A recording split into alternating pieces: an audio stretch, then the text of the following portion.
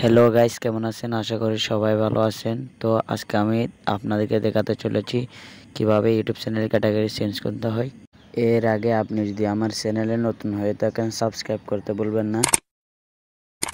তো প্রথমে চলে যাবেন আপনাদের যে গুগল ক্রোম ব্রাউজার আছে, সেই গুগল ক্রোম ব্রাউজারে youtube.com লিখে সার্চ করবেন।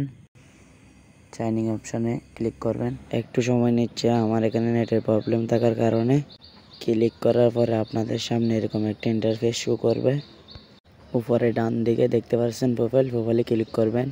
ক্লিক করার পর আপনাদের সামনে এরকম একটা ইন্টারফেস শো করবে। একদম নিচে দেখবেন সেটিং, সেখানে সেটিং অপশনে ক্লিক করবেন।